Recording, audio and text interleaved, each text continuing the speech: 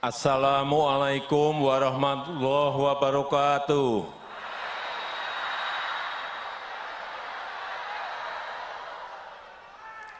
Selamat siang, salam sejahtera bagi kita semuanya, Shalom, Om Swastiastu, Namo Buddhaya, salam kebajikan.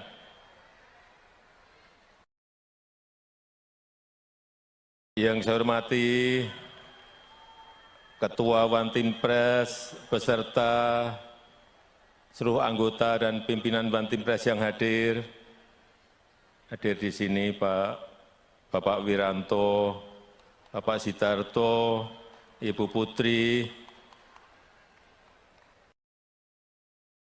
Yang saya hormati Ketua dan seluruh jajaran pengurus dari organ-organ relawan yang hadir pada siang hari ini, selamat siang.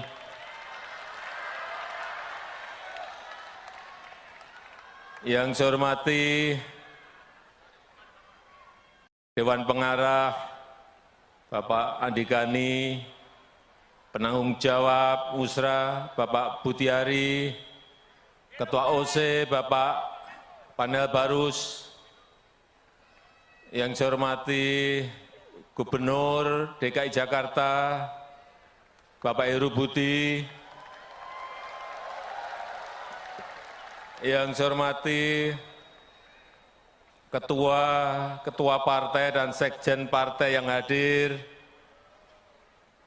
Bapak Ibu sekalian, saudara-saudara sekalian yang saya hormati dan yang saya banggakan, seluruh relawan Jokowi. Biar adil, saya nengok ke sana gantian.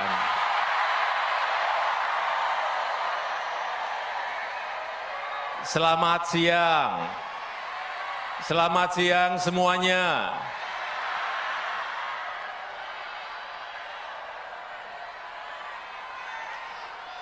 Hari ini adalah puncaknya musra, puncak musyawarah rakyat Indonesia.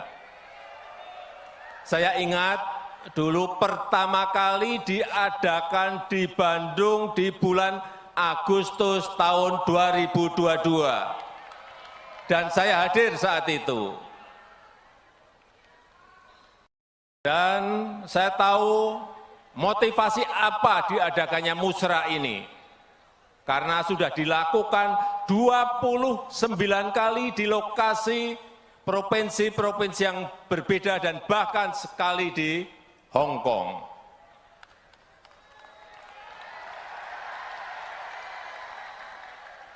Saya sangat mengapresiasi, saya sangat menghargai upaya ini. Saya tahu saudara-saudara semuanya ingin merawat demokrasi di akar rumput. Kita ini ingin merawat demokrasi di akar rumput. Bukan di elit, tapi di akar rumput.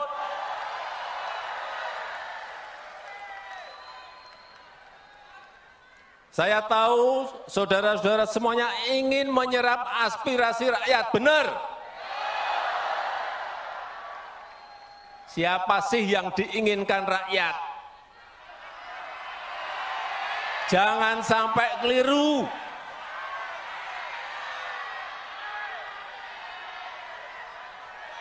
Dan saya tahu saudara-saudara ingin mencari, ingin menemukan capres dan cawapres yang benar dan tepat.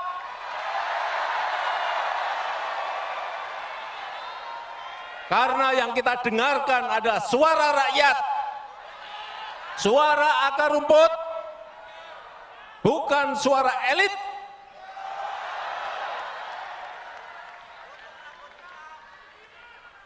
Kenapa ini dilakukan? Kenapa musra ini dilakukan? Karena kita semuanya cinta negara ini.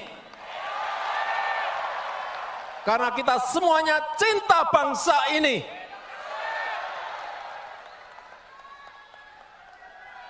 Jadi kalau capek-capek 29 kali dari provinsi ini pindah ke provinsi ini, pindah ke provinsi ini, pindah ke provinsi ini, pindah ke provinsi ini, ke Hong Kong.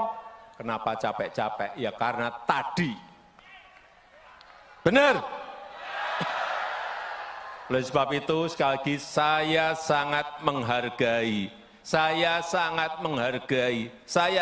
mengapresiasi kegiatan musrah yang dilakukan oleh para relawan Jokowi ini. Saya kembali menengok ke sana.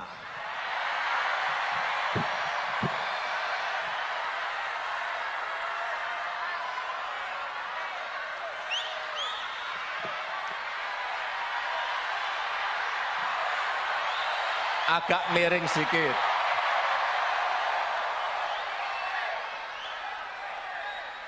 Bapak, Ibu, dan saudara-saudara sekalian yang saya hormati, negara ini adalah negara besar. Negara ini adalah negara besar, bangsa ini adalah bangsa besar. Penduduk kita sekarang sudah 280 juta, kurang lebih.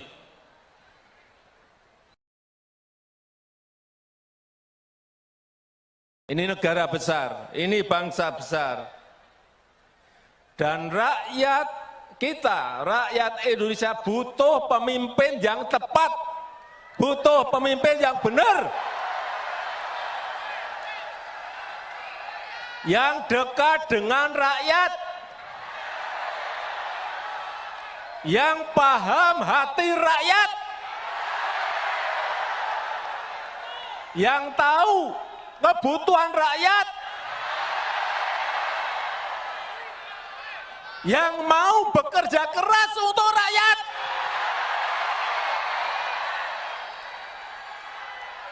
Itu yang dibutuhkan. Dan pemberani, yang berani, pemberani demi rakyat.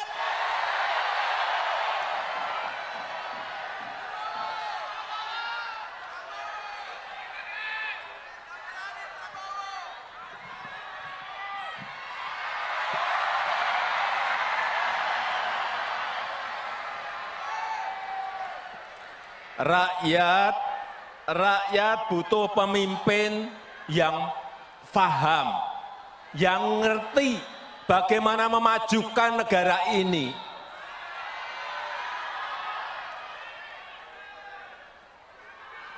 Karena pemimpin itu harus paham dan tahu potensi serta kekuatan negara ini, kekuatan bangsa ini apa. Dia harus ngerti, dia harus tahu.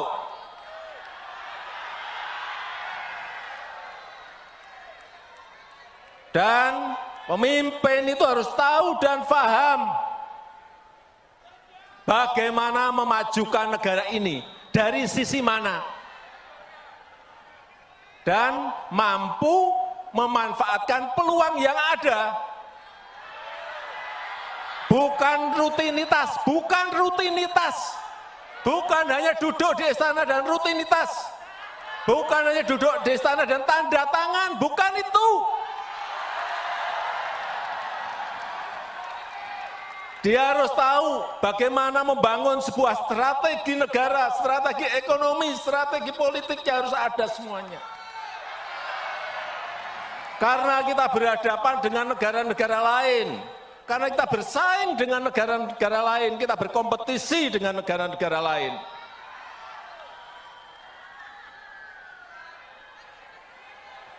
Dan Bapak, Ibu, dan saudara-saudara sekalian yang saya hormati, peluang kita menjadi negara maju, peluang kita menjadi negara maju itu ada dalam 13 tahun ke depan. Ini disampaikan oleh para pakar dalam negeri maupun luar. Kesempatan kita itu hanya ada di 13 tahun ke depan ini. Karena bonus demografi kita akan muncul di tahun 30-an. Dan dalam sejarah peradaban negara-negara yang saya lihat, memang kesempatannya hanya sekali. Kesempatannya hanya sekali dalam sejarah sebuah peradaban bangsa. Begitu kita keliru memilih pemimpin yang tepat untuk 13 tahun ke depan, hilanglah kesempatan untuk menjadi negara maju. Hati-hati mengenai ini, hati-hati. Sejarah, saya pelajari, sejarah di Amerika Latin, tahun 50-an, tahun 60-an, tahun 70-an, mereka sudah berada di posisi negara berkembang.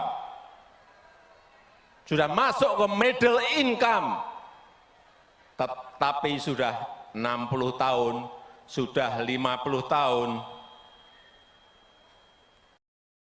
mereka tetap menjadi negara berkembang. Karena apa? Tidak bisa memanfaatkan peluang yang ada saat itu. Dan mengejarnya lagi sudah tidak ada kesempatan lagi. Ini juga akan terjadi di negara kita.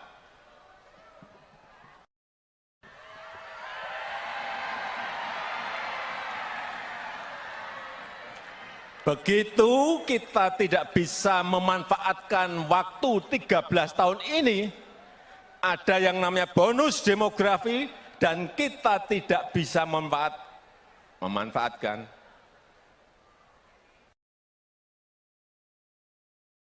Ya,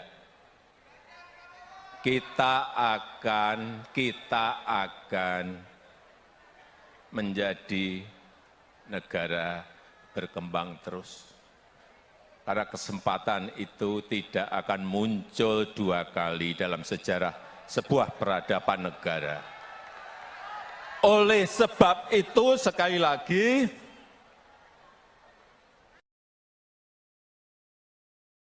memilih pemimpin di tahun 2024 ini sangat krusial, sangat penting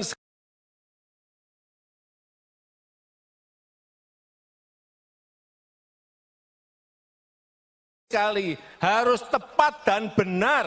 Oleh sebab itu saya bolak-balik menyampaikan, jangan tergesa-gesa,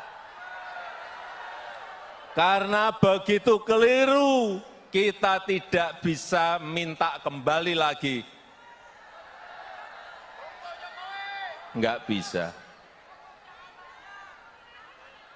Sekali lagi, dan sekarang kita tahu keadaan dunia, ketidakpastian global, sampai diperkirakan sampai 5–10 tahun yang akan datang, itu akan masih terjadi. Sehingga sekali lagi, nahkodanya itu harus nahkoda yang pemberani, berani mengambil risiko untuk kepentingan negara ini, untuk kepentingan bangsa ini.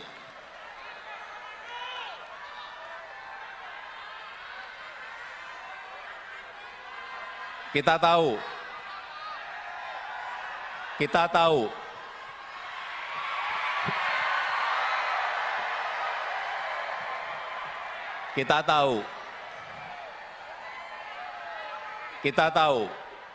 Indonesia, negara kita ini memiliki sumber daya alam yang sangat melimpah, sangat besar. Bukan hanya urusan tambang, bukan hanya bahan-bahan mineral, tambang, bukan. Produk sumber daya alam laut sangat melimpah. Komoditas pertanian, komoditas perkebunan juga semuanya melimpah. Tetapi bertahun-tahun selalu kita ekspor dalam bentuk bahan mentah. Ini kekeliruan yang tidak boleh kita ulang lagi.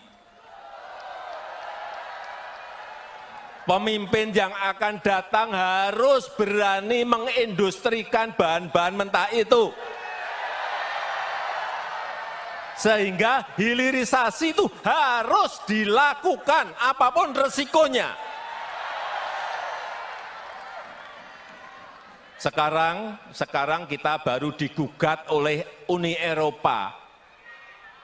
Baru satu urusan saja. Nikel digugat. Padahal bahan mineral kita, bahan tambang kita bukan hanya nikel, ada tembaga, ada timah, ada batu bara, ada boksit. Apakah kita mau berhenti karena digugat Uni Eropa? Kalau pemimpinnya tidak berani, pasti mundur minta ampun. Digugat mundur langsung minta ampun. Ya itu enggak, jangan bermimpi negara ini menjadi negara maju.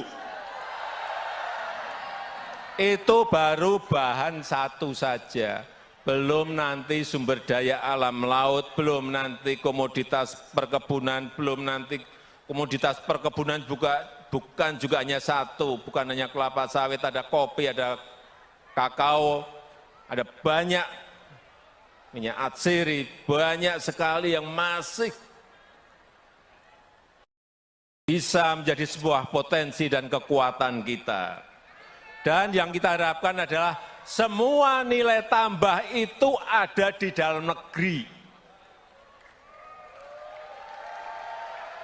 Kalau bangsa kita, kalau kita belum bisa mengolah sendiri, mengindustrikan belum bisa, ya cari partner dari luar, enggak apa-apa.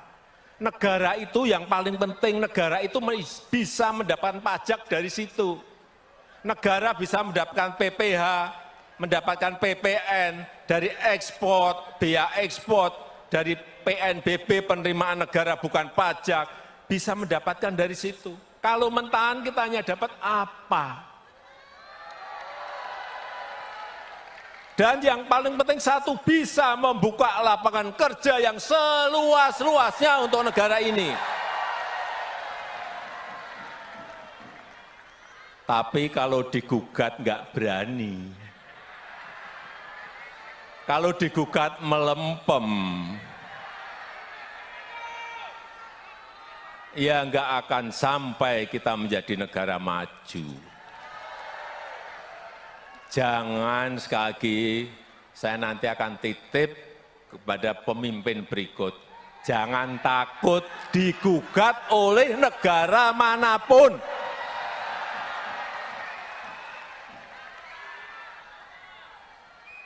Kalau digugat ya cari pengacara, cari lawyer yang terbaik agar gugatan kita menang. Tapi tahun kemarin, gugatan kita kalah. Kalah pun juga saya sampaikan kepada para menteri, tidak boleh mundur. Naik banding, saya minta naik banding, udah naik banding. Sambil industrinya diselesaikan. Begitu nanti gugakannya rampung, industrinya udah rampung. Artinya sudah bisa mengolah bahan mentah menjadi bahan jadi. Itu yang namanya strategi negara, ya seperti itu, bukan rutinitas. Belok lagi.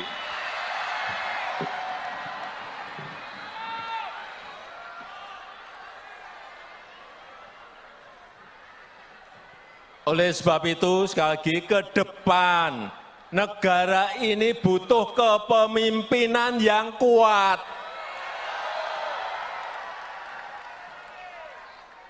Oleh sebab itu, ke depan negara ini butuh kepemimpinan yang kuat dan mampu menghadapi ketidakpastian dunia, mampu menghadapi ketidakpastian global. Setuju? Kita butuh kepemimpinan yang kuat, setuju? Itu yang baru saya usahakan. Oleh sebab itu, kepemimpinan yang kuat itu dibutuhkan. Yang memiliki komitmen yang kuat untuk anti korupsi, yang memiliki komitmen yang kuat untuk merawat demokrasi. Penting. Jangan nanti ada yang mau musrah dilarang.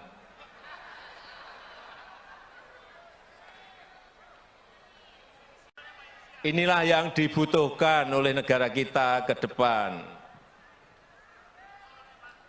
Dan tadi di ruang tunggu, para ketua menyampaikan pada saya beberapa nama yang terekam kuat.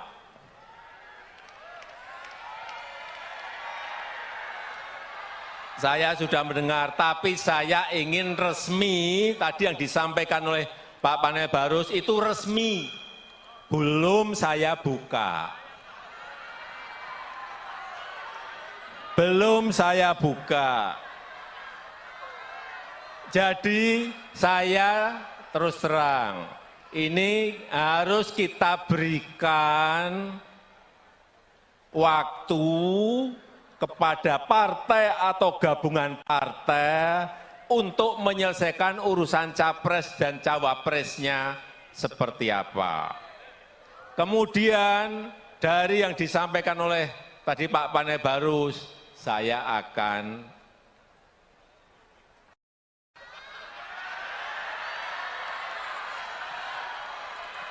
udah tahu kan maksudnya? Karena menurut konstitusi itu yang bisa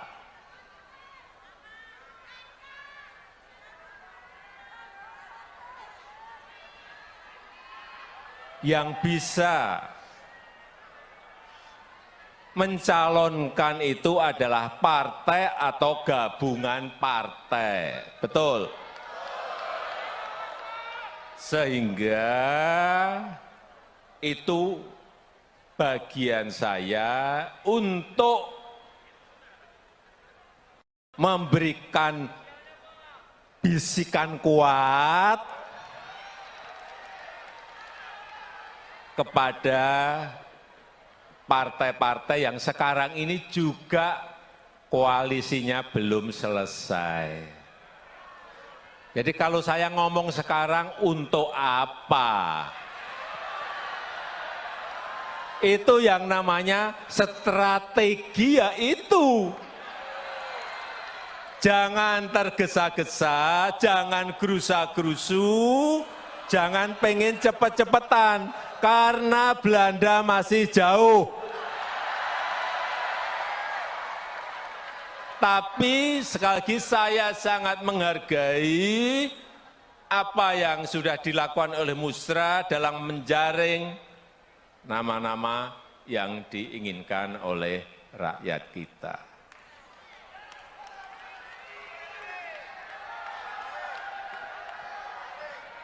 Terakhir, saya sangat bangga bahwa seluruh relawan, saudara-saudara semuanya masih solid dan kompak.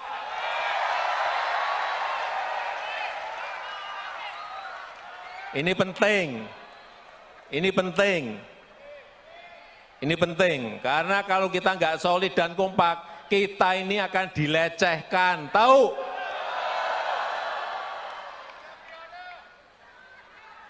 Mau dilecehkan? Mau dilecehkan? Kalau kita kompak dan solid, kita akan diperhitungkan.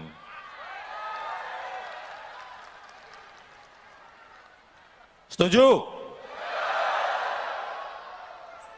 Setuju?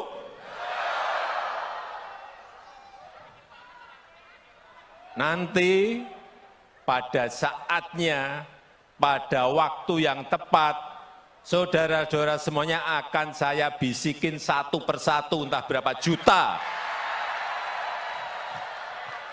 Bisikin satu-satu nanti. Ya, saya rasa itu yang ingin saya sampaikan. Terima kasih, selamat siang. Wassalamualaikum warahmatullahi wabarakatuh. Merdeka! Terima kasih.